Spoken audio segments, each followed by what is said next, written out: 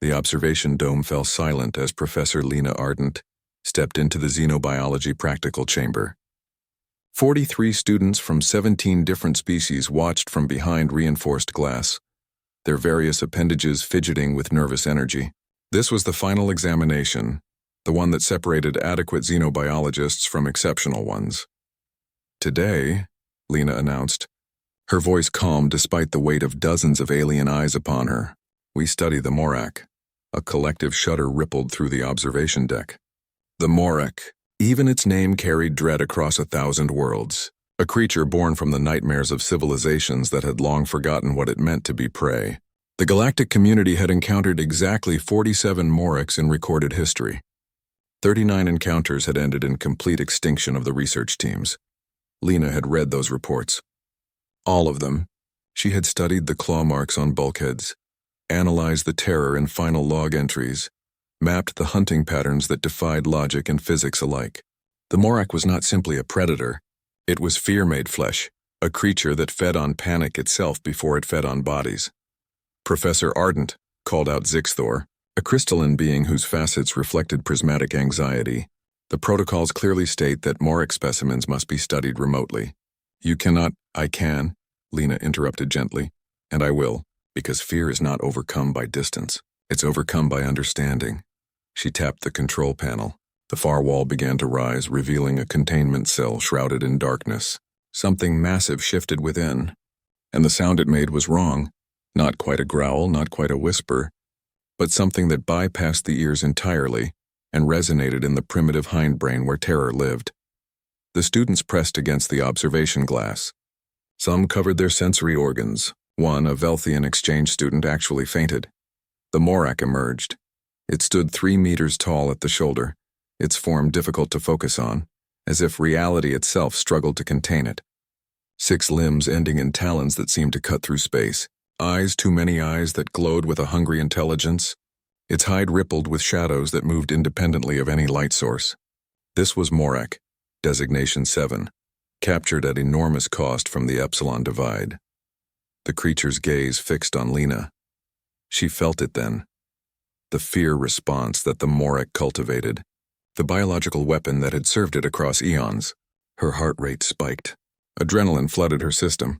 Every human instinct screamed at her to run, to hide, to do anything except stand there in that chamber with a nightmare-given form. But Lena Ardent did not run. She had been born on Earth, that strange little world the galaxy called both Death World and Garden Planet with equal confusion. She had grown up surrounded by creatures the rest of the galaxy would classify as apex predators, sharks, lions, bears, crocodiles, and humans had learned to coexist with all of them. More than that, they had learned to understand them. Hello, Morak, she said quietly. The creature tilted its head, confusion rippling across its impossible form. In 10,000 years, prey did not greet it. Prey ran, prey screamed. Prey made itself delicious with terror.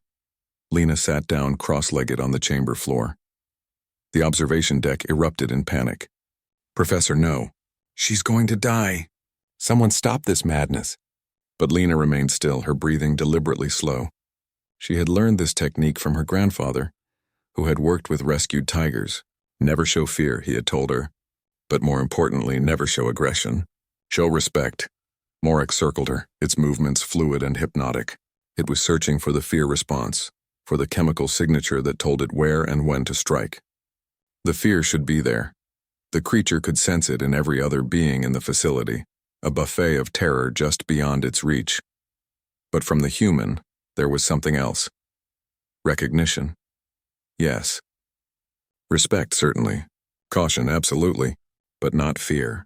Or rather, fear acknowledged and then set aside, controlled, transformed into focus. This was incomprehensible. Morak's many eyes narrowed. It lowered its massive head, bringing its maw, capable of swallowing her whole, within inches of Lena's face. Its breath was cold, impossibly cold, carrying the scent of places between stars. Lena raised her hand slowly, palm out. Not aggressive, not submissive, simply present. I see you, she whispered.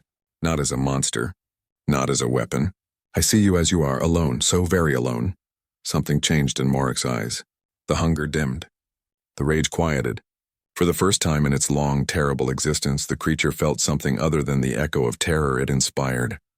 It felt seen. The Morak's legs buckled. That massive, terrifying form lowered itself to the ground.